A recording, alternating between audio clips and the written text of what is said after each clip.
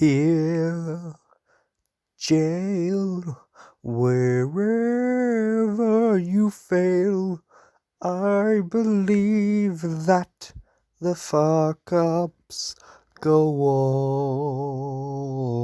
on. We'll fail forever this way. I believe that the fuck-ups will go on and on. What is up, everybody, and welcome back to another episode of You Have Failed with me, SaiyanVader. Now, before we start the podcast, I will obviously, as always, once again, stress to everyone listening to this podcast to keep mentioning Black Lives Matter in any Facebook posts, Instagram posts, Twitter posts, Snapchat selfies, maybe not Snapchat selfies, and in just general conversation. It's still a very important cause, and whilst media attention to it has died down, unfortunately, over the last few months since it was at its peak, that doesn't mean the conversation has stopped, and that doesn't mean the conversation ever will until equality is reached. So if you are making a post on social media that relates to the topic in any way, please do use either hashtag BLM or hashtag Black Lives Matter. This really helps get it trending and make sure that the conversation stays there. If you're having a conversation with your family at the dinner table and something is brought up, you give your opinions and you have that potentially uncomfortable conversation, because sometimes that uncomfortable conversation needs to happen. Likewise, if you want to be better informed or support the cause either monetarily or non-monetarily, you can go to www.blacklivesmatter.com to find out more and either donate or find out other ways you can help support the campaign. It's a very important campaign, and we here at Sigil Arts, and me, obviously SaiyanVader, do definitely stand with the campaign and hope for a better tomorrow. But with that out of the way, we shall get into the episode proper, which actually starts out with, I suppose, an announcement of its own.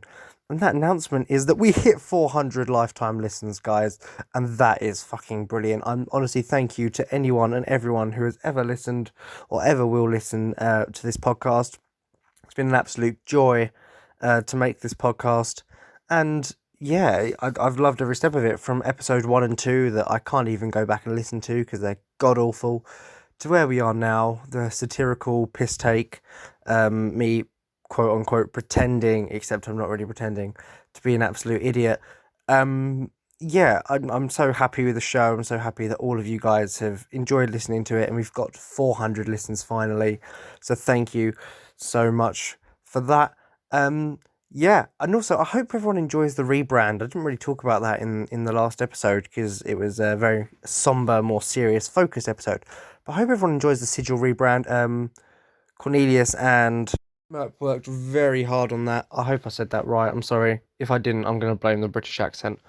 But yeah, they worked very hard on the rebrand, and it looks fantastic. All the new cover arts and logos look brilliant. And yeah, so I really hope you enjoy that and you're enjoying the rebranded Sigil Arts. But yeah, without further ado, I suppose let's this time really get into the episode proper, where this week we are talking about probably the biggest insult by the USA to Japanese culture ever. Okay, maybe with notable exceptions back in World War II. The biggest insult to Japanese culture. And that was when they took a fan favorite long running manga series and anime series and completely bastardized it for Western audiences in a live action film. Now, there are many live action adaptations of anime, and none of them have worked. I mean, Pokemon, what's its face, Detective Pikachu, to be fair, was good. But other than that, it's been a very lackluster, not very good roster, and this is the worst one in my opinion. Maybe because I'm so passionate about the original anime, and the film I'm talking about is Dragon Ball Evolution. God, that film is so bad. I mean, so imagine you're making a film about some pre-established franchise, right? So I don't know, you've taken, I was about to say Star Wars, but then I remember Disney have done just this. No, so I don't even, the best way to, right, so you take Harry Potter, for example, right, okay? And you're going to make your own version. So you keep all the characters' names, right? That's fine. But then you just shit on the rest of the source material. You go, no, we don't need the rest of this. Look, so this is what they did. They went, look, we've got a Goku, and we've got some Dragon Balls. Jobs are good, right? And it's so bad. It's like Twilight meets just utter crap. Right, there are some scenes that genuinely look like they've been taken from Twilight, and I'm not even shitting on Twilight at the moment, right? Because in fairness, I've never seen the films, never will, but I've never seen the films, right? But some of the shots look like they're taken from that film, and I'm like, that whether Twilight's good or bad, and people's opinions on it, that's up to them, and I can't judge, right? a Dragon Ball adaptation shouldn't be like that, and I get it's not going to be all high octane action because it's not Dragon Ball Z that they're taking this from, and I know obviously in the manga it was all called Dragon Ball, but obviously the anime was split into Dragon Ball and Dragon Ball Z. But regardless, so yes, it's not going to be as high octane action, but you still think they'd stick to the plot somewhat similarly. But I say, other than the names of certain characters, so you've got Goku, Bulma's there, Chi-Chi, Master Roshi, who is not Master Roshi. You've got Piccolo, and you've got Mai, who had nothing to do with Piccolo. I don't really get that. The Krillin's not. Oh no, Yamcha's in it as well. He's a bit weird.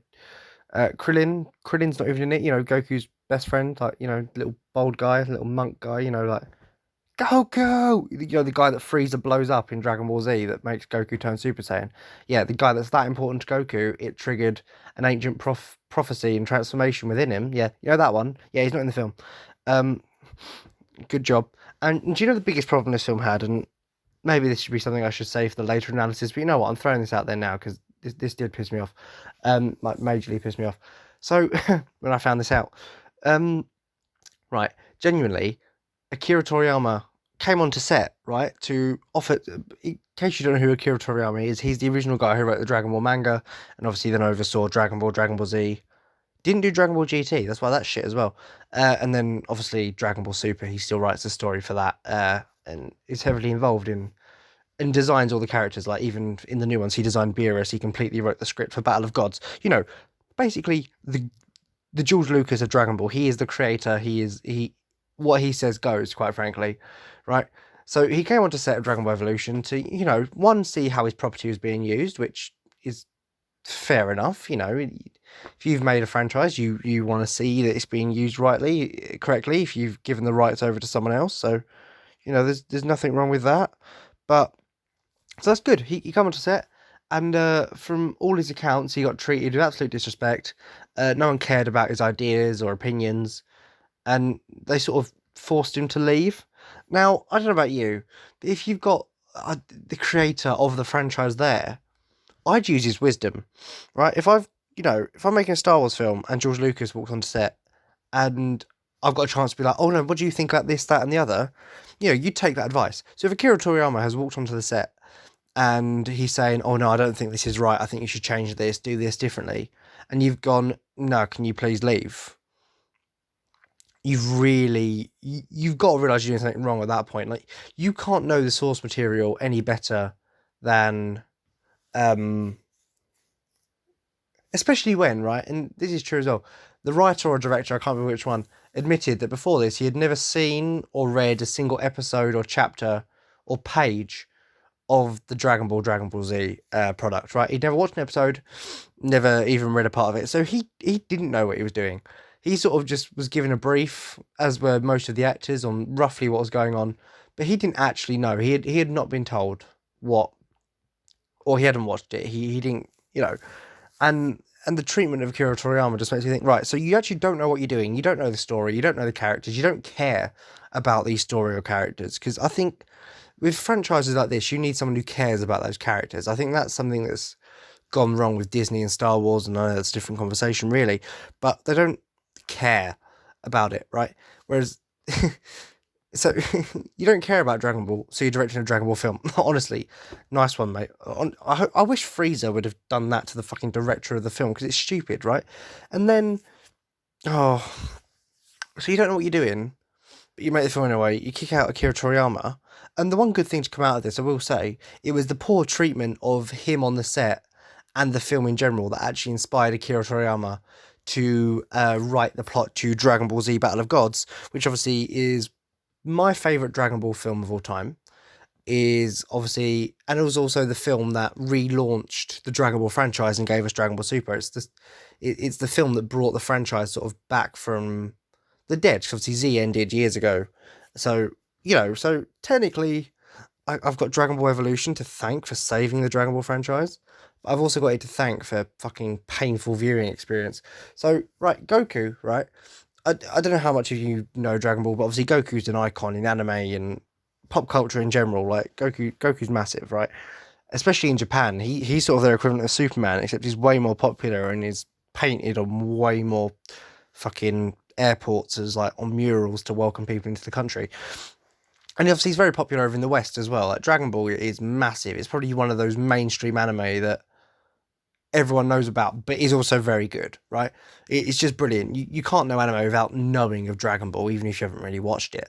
So Goku is obviously, he's a lovable guy, but he's a bit dim, a bit stupid. But one thing he's very serious about is fighting and getting stronger, to the point where he will sometimes not neglect, but not pay as much attention to his family as he could because he is all about training. And obviously you can put that down to his Saiyan DNA and the way that he's hardwired. Like Saiyans aren't meant to really get into emotional attachments, and the fact that he's got a family at all is fucking impressive, right?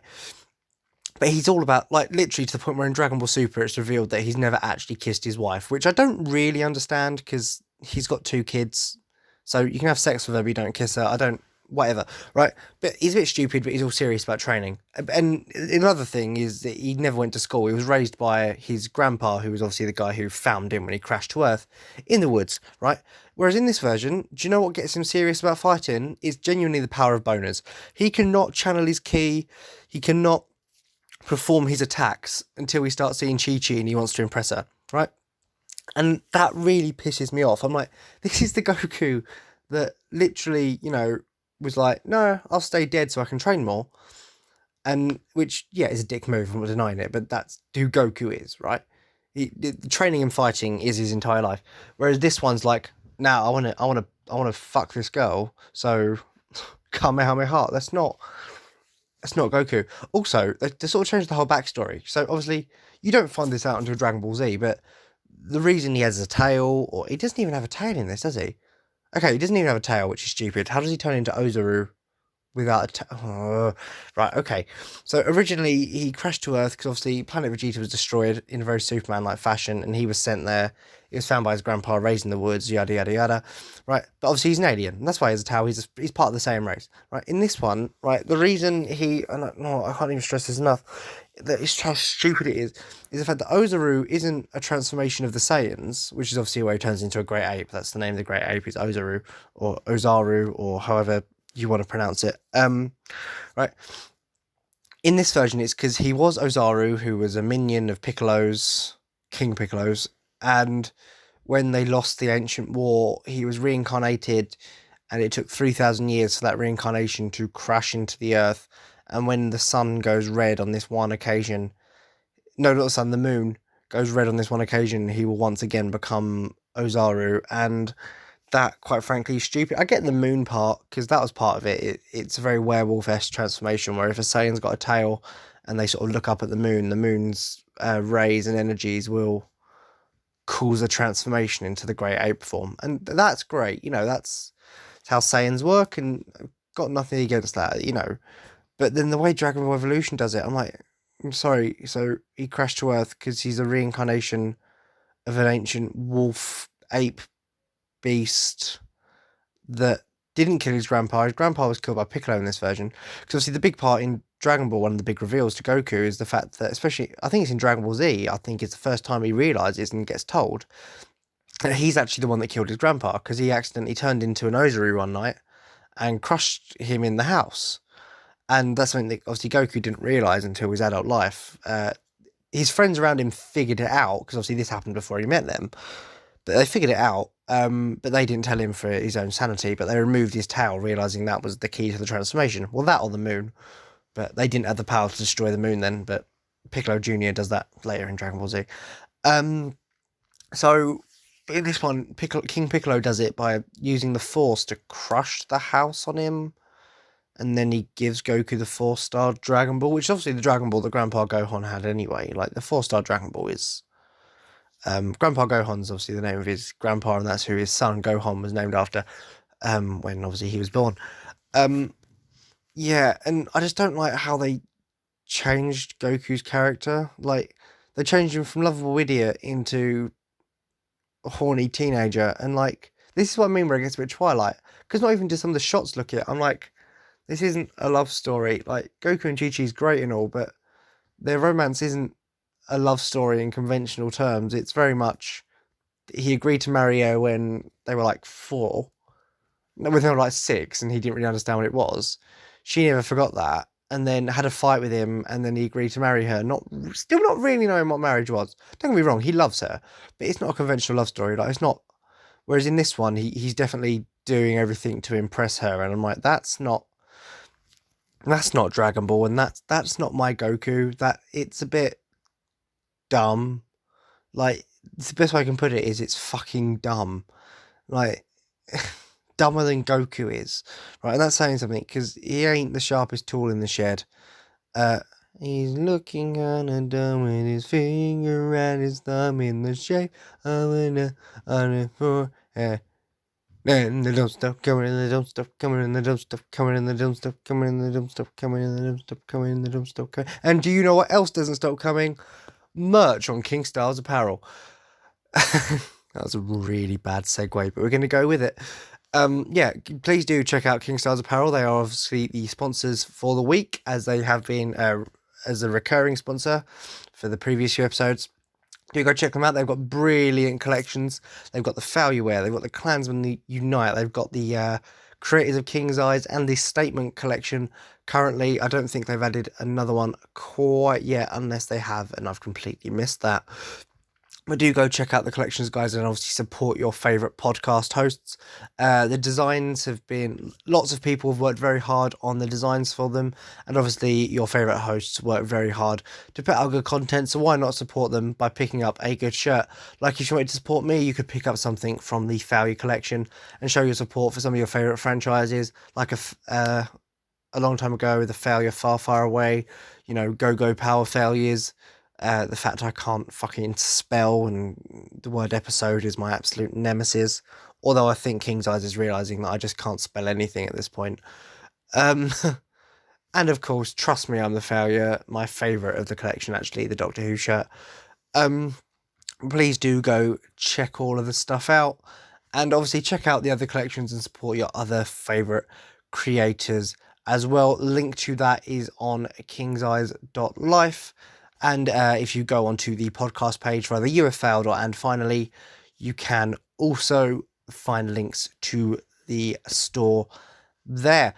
Also on those pages, you can find links to the Twitter account. So why not follow this the show page on Twitter to be updated on any episodes, any latencies with episodes, or anything else that is going on. And while you're at it, why not join the Discord server? The eventual hope for the Discord server is to get some of my listeners onto the show and interacting with me, and also interact with your fellow failures and your fellow community. So please do get on the Discord server. The link to that is also on kingseyes.life with the podcast pages, and follow the show, which is at You Have Failed SV, or just follow me at Vader Saiyan, because at SaiyanVader was taken and I'm a little bit pissed off about it, but that's fine.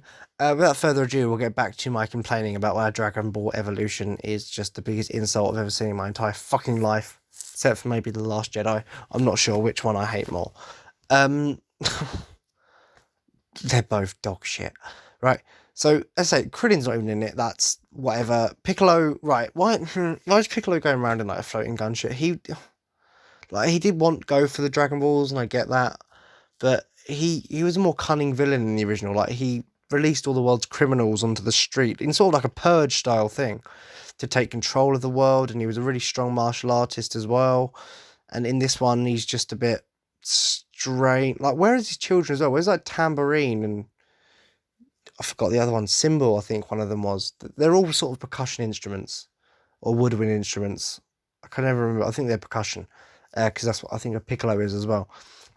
If you haven't realised, Dragon Ball has sort of weird naming puns. So all the Saiyans are named after vegetables. Kakarot, Vegeta is obviously the first half of vegetable.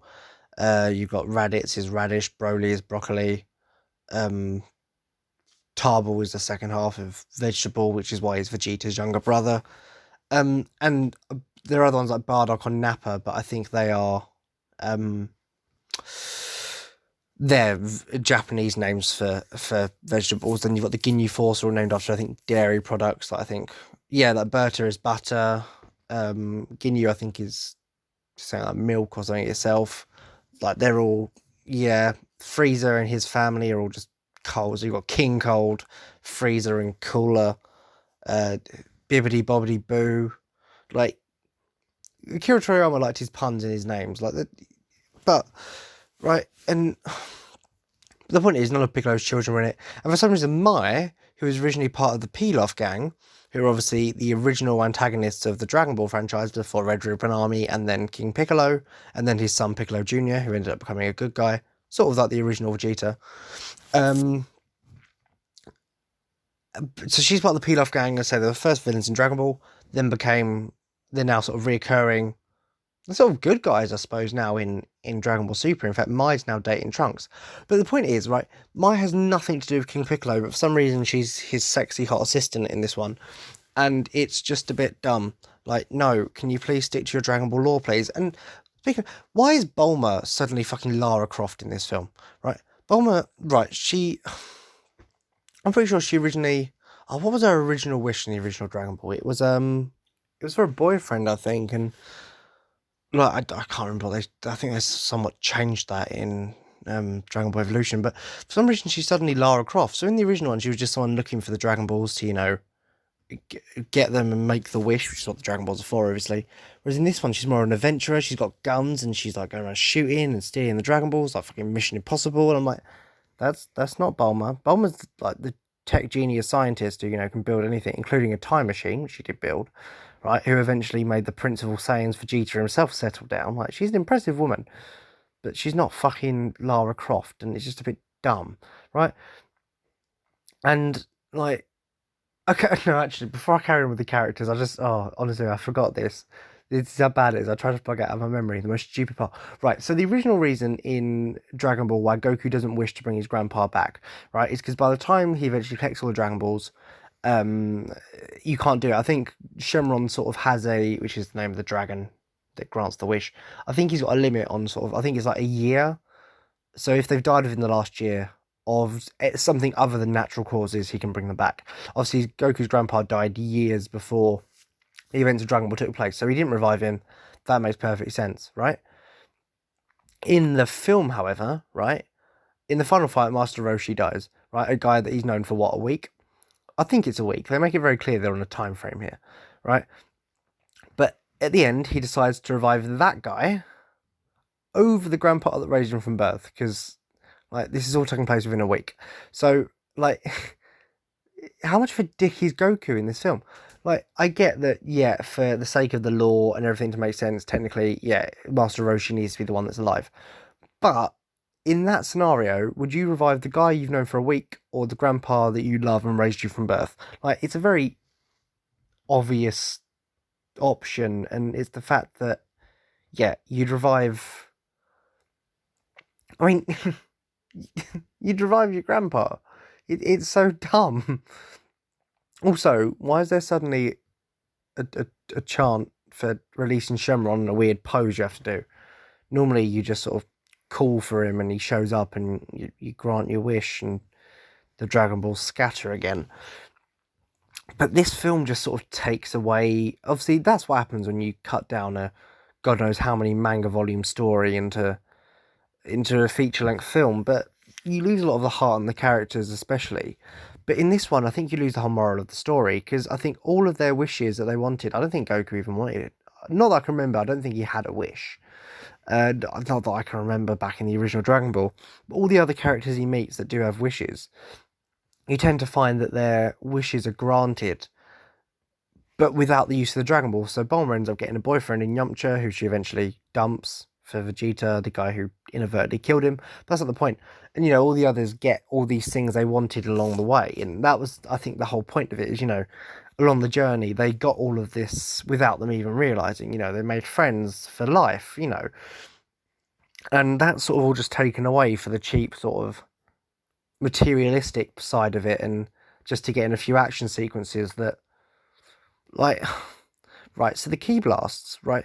So, how, like, in Star Wars, the lasers look like lasers, and so you'd think that they could make a good energy blast effect, right? No, literally, what? Why is the Kamehameha now a CGI hand fart? Like, honestly, go and look up the images or videos of this film, right? And look at how Goku does not the final one against Piccolo, because that looks a bit cooler. But even still, it looks like a CGI hand fart. Like, if you were to put a noise over it, it wouldn't seem out of place, right? Genuinely, it's dumb.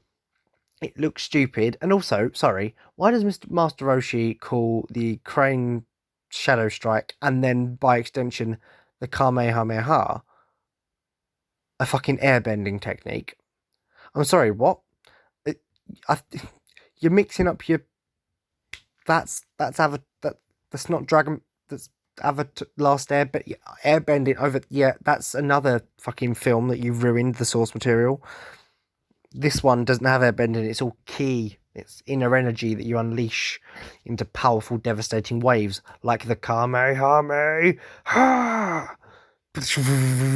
Right? That's what that is, not airbending. And why is Master Roshi, like, don't get me wrong, he's like a 300-year-old pervert in the original series, and like blatantly watches yoga videos and asks Krillin and Goku for part of their training as their martial arts master to get him porno mags, like, or I think one of the challenges might even be to get him laid. I'm not entirely sure. I remember all of the original Dragon Ball series. I watched Z more. I prefer Z personally. I have read the manga as well, though, obviously, because I'm a Dragon Ball nerd.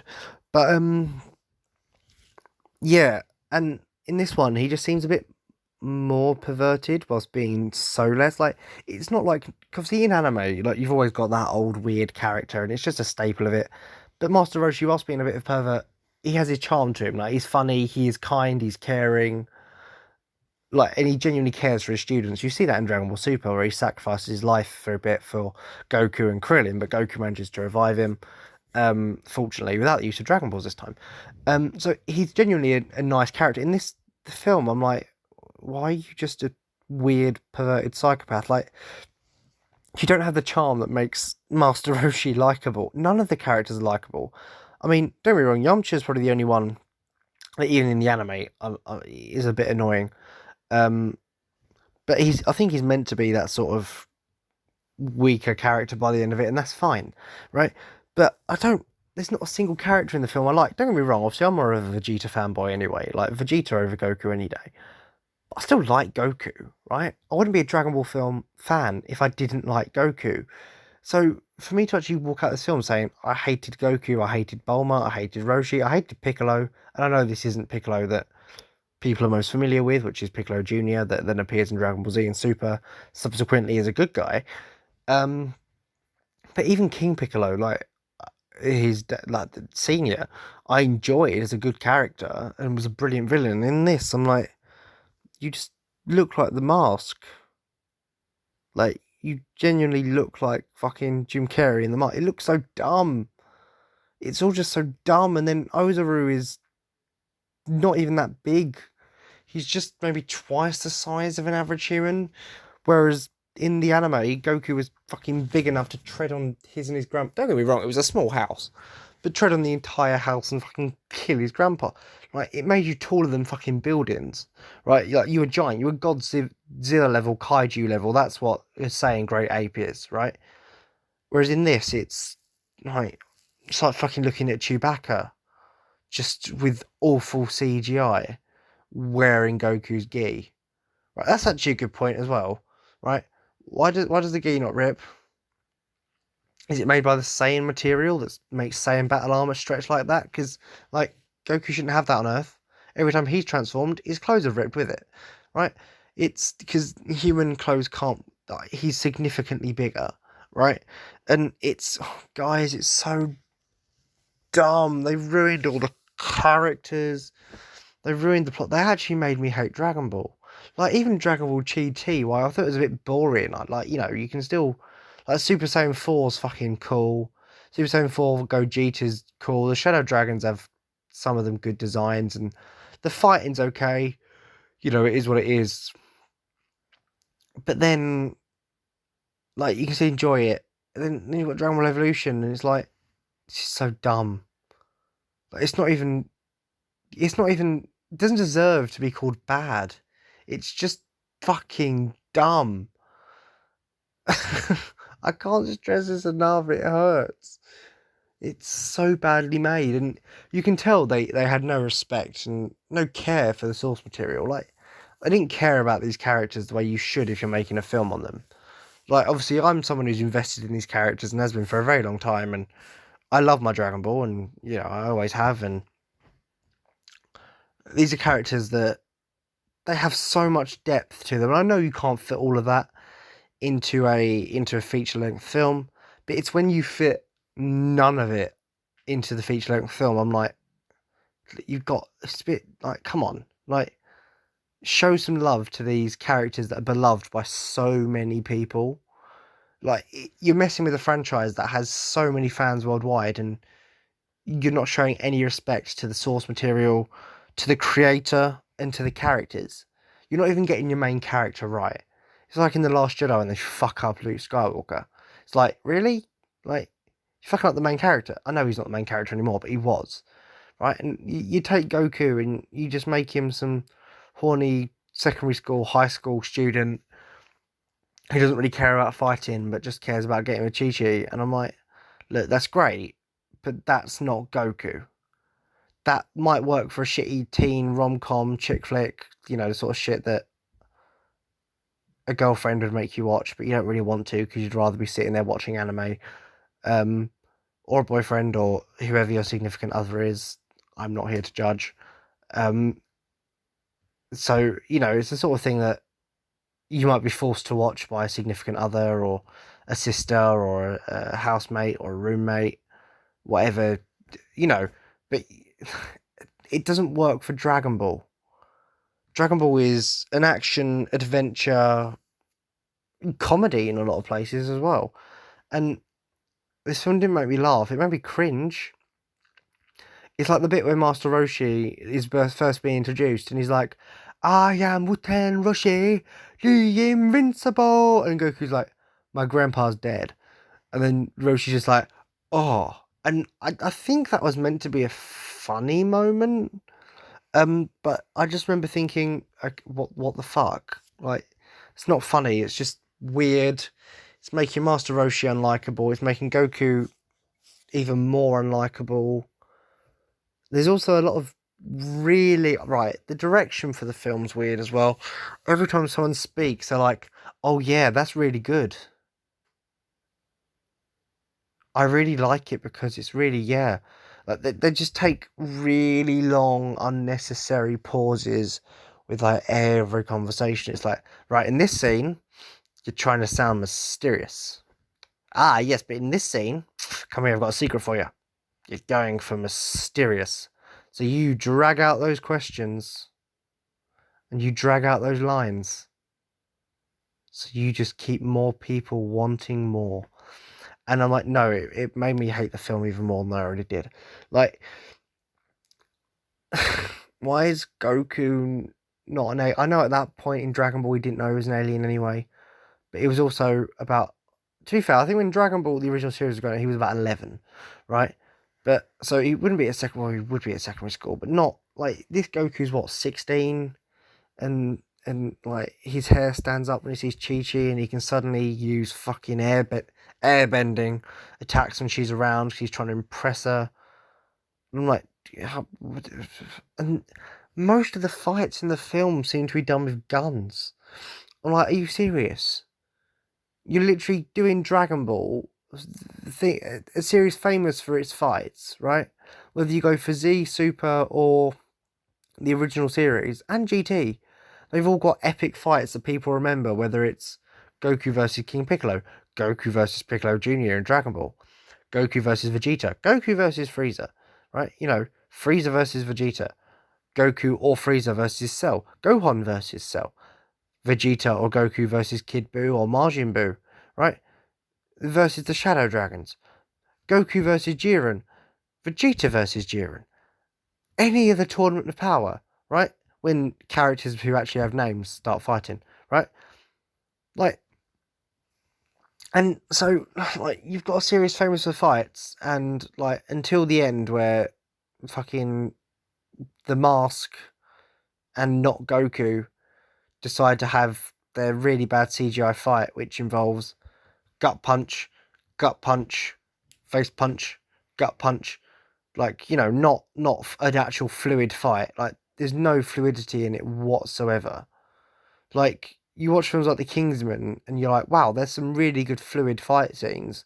And you watch this, and it's literally the director going, right, now you punch him. Okay, pull back. Next guy, in for a punch. Okay, now Goku punch again. Oh, Piccolo, you go again.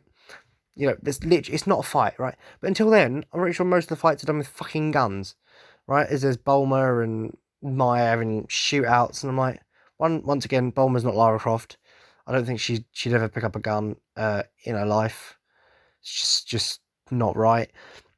And then, like, once again, I'm watching Dragon Ball. Can we not actually have fights to solve these problems? Like, yeah, like,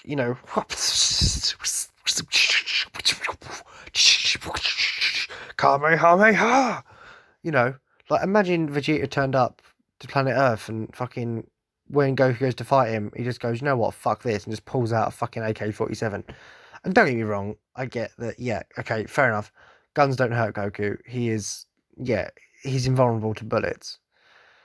Because he's a Saiyan, he's an alien. Once again, it's the Superman gig. He's just Japanese Superman, except he has flaws and limits and has to train to get stronger. That's why you like him, because he's not just, I'm good at everything. He's worked his ass off his whole life. This Goku doesn't know his worked for anything, only cares when boners are involved, and will resurrect the man that he's known for like 3 days over the man that raised him. Because, that's a dick move. Like, it's... If you would do that in conscious mind, right? Bear in mind, this has got to be someone who's raised you that you like. If you have a strenuous relationship with your parent or guardian, one, if you need help, reach out to me on Twitter or the Discord. Here to support. But two, might not relate. But when Goku clearly had a lot of affection to his grandpa and cried when he died, and it's his fault he died anyway, because if he didn't sneak out to go to the party. Because, wasn't it like his grandpa's birthday as well? That's it, yeah. So it was his grandpa's birthday, right? And he chose to sneak out to go to Chi-Chi's party because he wanted to fuck her.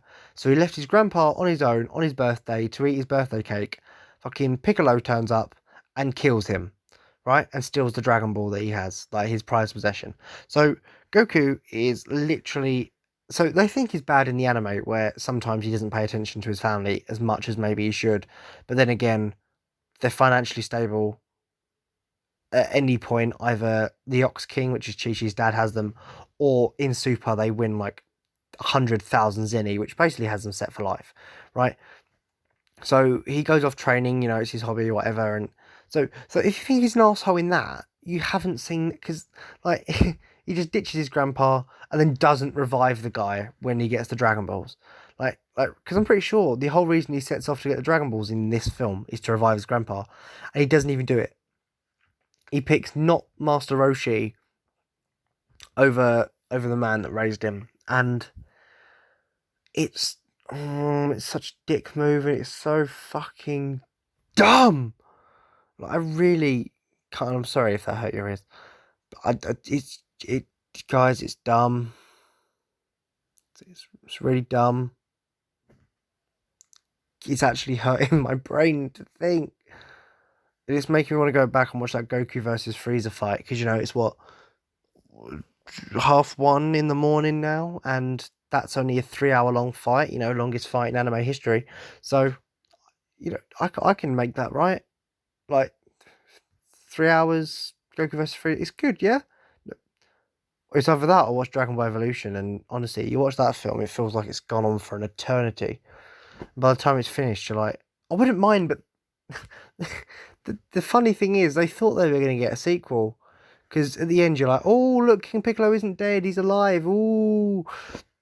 Like in an end credit Marvel style scene. So they were clearly planning on making another one of these. And it just makes me laugh that they actually thought they were going to be successful. Because it's so bad. Like, and that's not even just because I like Dragon Ball. Like, even if you don't like Dragon Ball and you're just going to watch the film, you won't enjoy it. It's not good. It's just not a good film. And then if you're a Dragon Ball fan, it just insults you even more. So, yeah, it's god awful and it's shit. And if you haven't worked out what my judgment on this film is just yet, then